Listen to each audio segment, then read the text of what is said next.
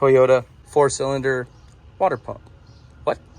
Fuel pump. 17 millimeters on each side. Fuel pump sits in there underneath the intake like this. Really difficult to see, but right there. Okay, let me just get under here. It's at a different angle. It might be upside down. I'll edit it if it is, but it's right in there. 17 millimeters on the end, and then there's a 12 millimeter band holding it together. So you'll have one of these washers on each side of the hose. Okay, just make sure you do that. Right now, I'm just taking off the mount. This was an accident, if you could see it. I can't believe I got on this 12 millimeter, but it's on there. Well, that sucker is really on there.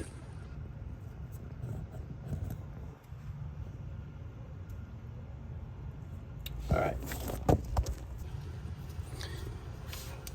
12 millimeter at the top and bottom.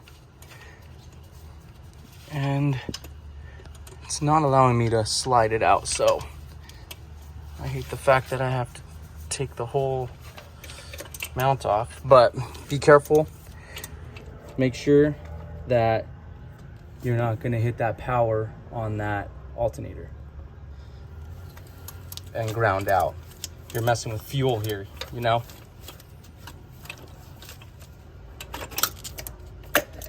Spark, bada bing, toast, explosion. Inching it, burning myself on the intake, and that 12 is out. Ouch. That intake is hot. Don't. Nice. It hit the ground. Well, it hit the drain bucket anyway. All right. This is how it sits on the frame. Did I say frame? I'm too busy doing it on bigger trucks, but this is what it looks like sitting on the side of the engine block. All right, that 10 millimeter right there should be facing up, so you could loosen this guy, not from the bottom. It's my hope anyway, but I'm gonna switch it. I mean, when I put this back in there, this is gonna be flipped over. Oh, I guess you can't. Look at that. So it's got to be from the bottom. Well, that sucks. Sucks royally. So there must be an easier way to get it from underneath. Maybe the 10 millimeter, just to loosen that so you don't have to take this whole bracket off. But it's a pain in the neck. This should be a lot easier to get to. Just tried to match it up as much as I could with the old one. And let's see how this goes back in with the 10 millimeter facing up. So I'll probably have to do this in another 15,000 miles. I don't think this thing has ever been changed. The whole reason why we're doing the fuel filter in the first place is because there's a loss of power, and we're gonna knock this out first.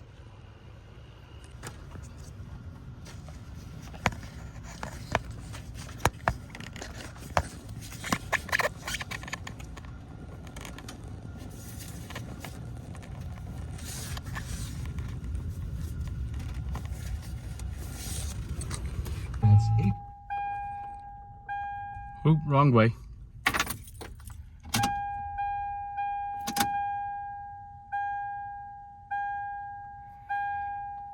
Try to prime it a little bit.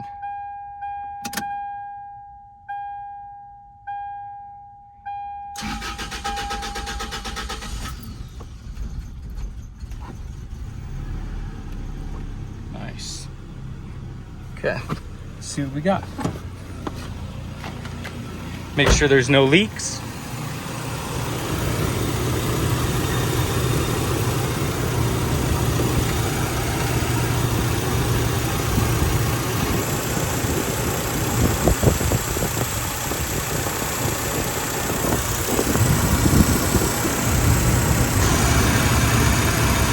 There's leaks. Not tighten it up more. Instead of going with the 19 on the inside of that, and then the 17, to be able to get enough torque to tighten it down.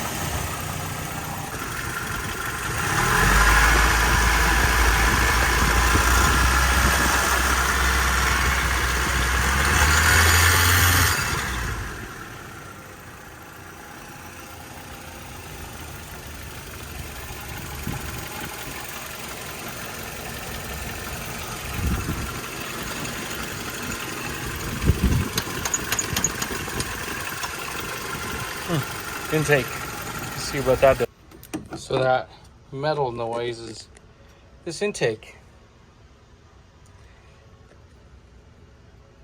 Just rattling around on that little metal plate.